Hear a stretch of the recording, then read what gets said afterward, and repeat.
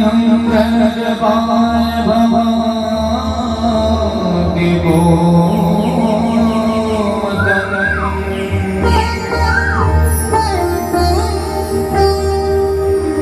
वंदे महापुरुष ते श्री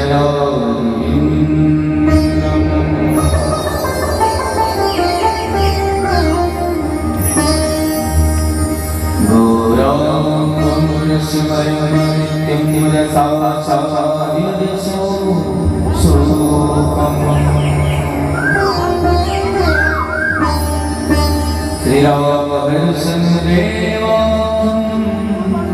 सद्गुरु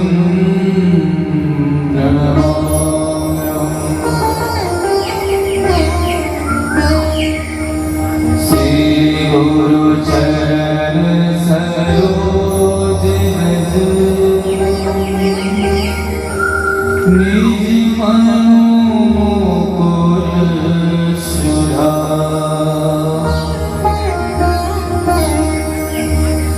बलो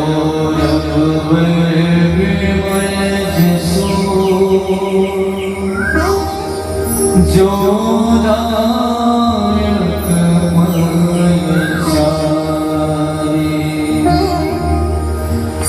बुद्धि तनु जानिके सुमिरा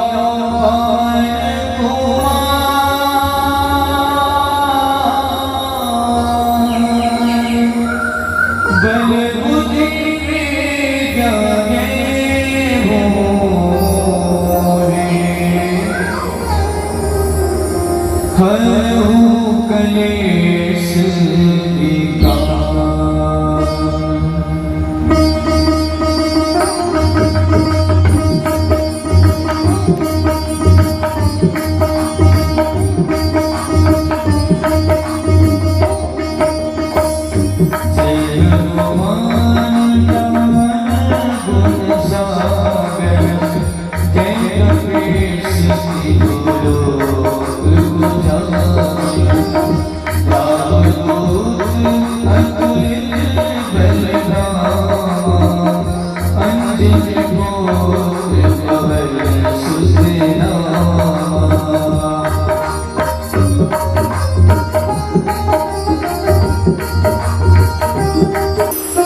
लोग आजकल कहते हैं, सही गलत को तो मैं नहीं जानता, लेकिन मैं वही करूंगा जो मेरा मन करेगा। ये क्या है? ये स्वच्छंदता है। धर्म में, शास्त्र के मर्यादा में रह करके धर्म का आचरण अगर हम करेंगे तो हमारा जीवन संतुलित होगा, बहुत ही संतुलित हमारा जीवन होगा। और अगर हम स्वच्छंदता की ओर चलेंगे तो हमारा जीवन ऐसे ही व्यर्थ हो जाएगा जैसा व्यर्थ इस बास्कल नगर में रहने वाले एक स्त्री और पुरुष की ये कथा है। आप लोग सुनेंगे। उस बास्कल नगर में जो स्त्रियां थी वह स्वच्छंद चारणी थी, पाप आसक्त रहती थी, कुत्सित विचार वाली थी, व्यभिचारिणी थी और सदाचार में शून्य थी। और एवं कुंजन संवासे ग्रामे वास्कल संयते तत्र गोविंद को नाम विप्र आसुन महाग्रम।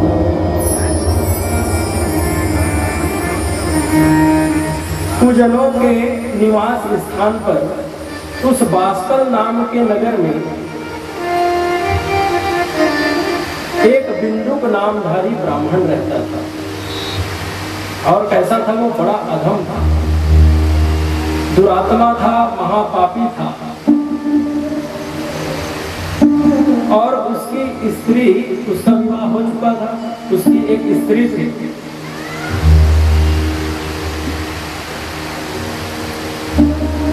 स्त्री थी, उनका नाम था चंचुला।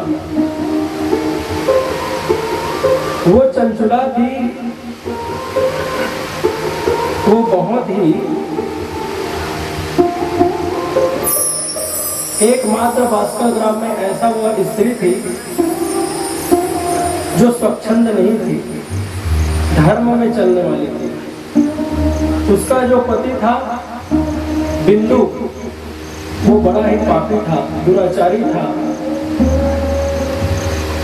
वेश्यागामी करने वाला। वो ऐसा कोई कर्म को नहीं करता था जो हमको भगवान से जोड़े। देखिए, आप लोग अनुभव करेंगे, हमारा जो धन है वो अगर सत्कर्म में लग रहा है तो समझ जाइए कि वो धन कहीं न कहीं पुण्य का धन है। जो पुण्य का धन होता है वही सत्कर्म में लगता है। तो वो जो पापी था, उसका जो धन था वो कभी सत्कर्म में खर्च नहीं होता था। बहुत पाप कर्मों को वह करता था।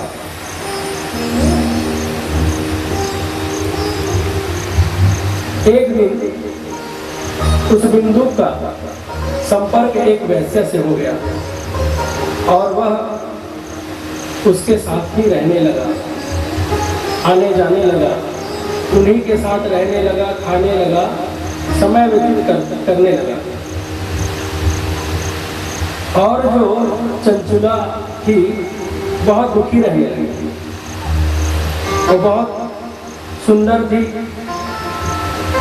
तरुण थी, बहुत ही सुंदर स्वभाव की थी, लेकिन वह धीरे धीरे धीरे समय बीतने पर वह भी अपने पति के वियोग में दुखी रहने लगी।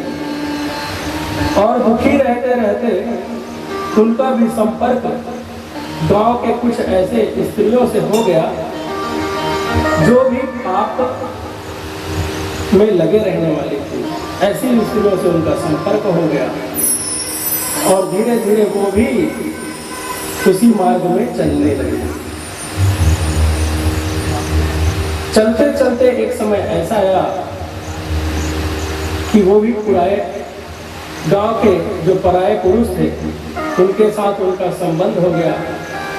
एक दिन बिंदु आया, बिंदु उनको देख लिया और देख करके बहुत मारने पीटने लगा,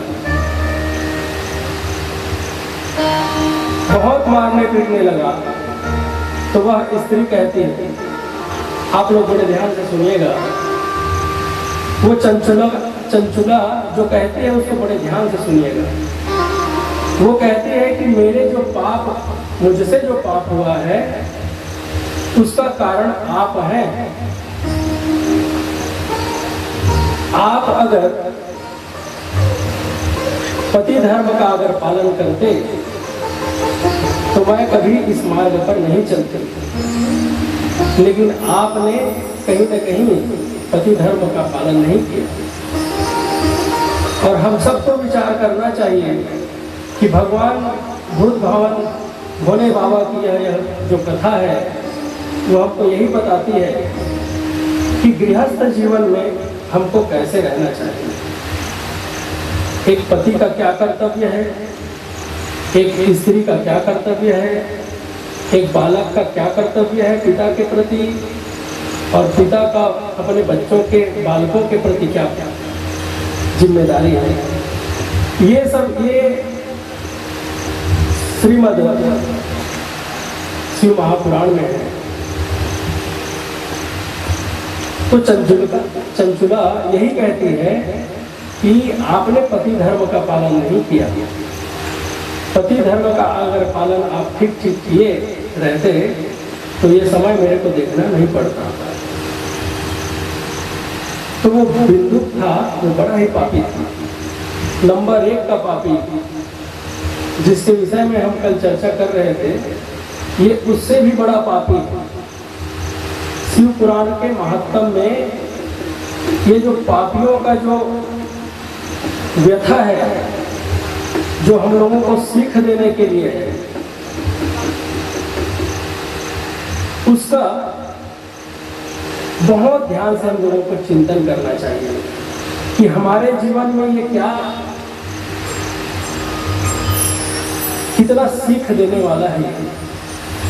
और वो जो पापी बिंदु था वो अपनी पत्नी से क्या कहता है कि हे प्रिय, ये जो लोभी, कामी, क्रोधी, ये जितने लोग होते हैं, ये अपने लाभ के लिए बहुत मीठा बोलते हैं। अपनी पत्नी से कहता है कि हे प्रिय, थोड़ी देर पहले ये मार रहे थे उसको, केस पकड़ के गिरा रहे थे, लेकिन थोड़ी ही देर में वो कहता है कि हे प्रिय, आप एक काम करो, आप जिस रास्ते पर चल रहे हो उस रास्ते पर ही चलो। पराये पुरुषों का जो आप गमन कर रहे हो, आप उसी रास्ते पर चलते रहो, मेरे को कोई परेशानी नहीं है। लेकिन आप एक काम करो,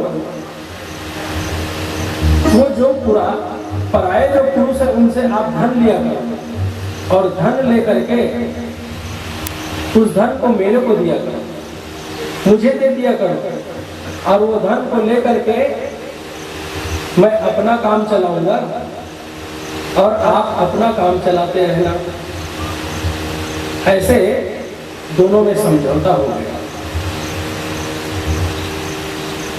समझौता हो गया और समझौता करके दोनों ने अपना जीवन उसी प्रकार व्यतीत करने लगा। कभी उन्होंने भजन नहीं किया, कभी उन्होंने सत्कर्म नहीं किया, कभी उन्होंने दान नहीं किया, कभी उन्होंने कथा नहीं सुना, कभी उन्होंने माथे पर तिलक नहीं लगाया, कुछ भी नहीं किया। कोई सत्कर्म ऐसा नहीं किया जो उनके जीवन को धन्य कर सके। हमेशा पाप में रत रहने वाले पति पत्नी दोनों समय को काटते रहे। कुछ समय बीतने के बाद उस चंचुला के कुछ बच्चे भी हो गए थे, वो बच्चे भी बड़े बड़े हो गए। और एक समय ऐसा आया कि वो जो बिंदुक था, वो बिंदुक का प्राणांत हो गया, वो बिंदुक मर गया।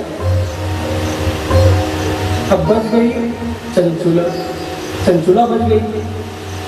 चंचुला सोचने लगी कि पति तो चले गए, अब मेरा शरीर भी थक गया है, बच्चे भी बड़े हो गए हैं।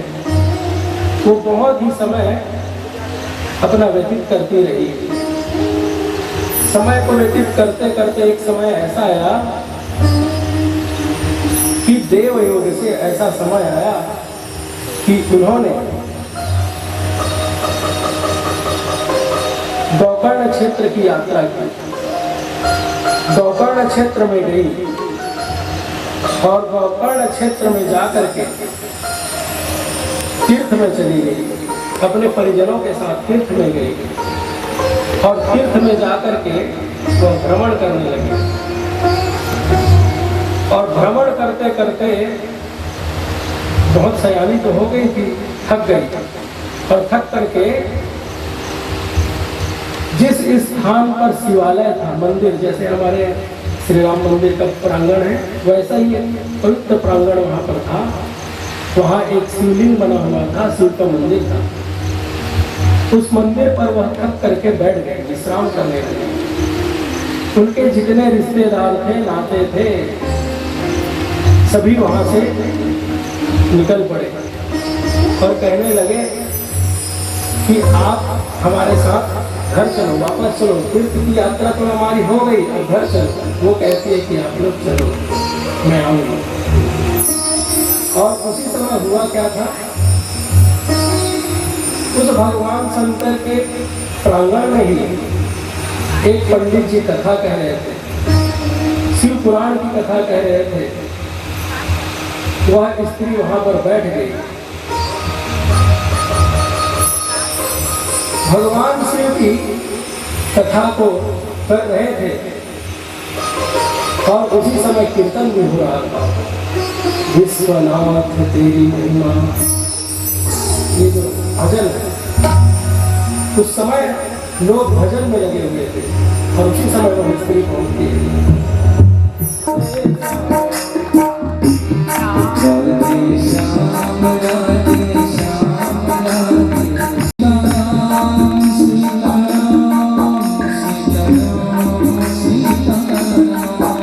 सीताराम सीताराम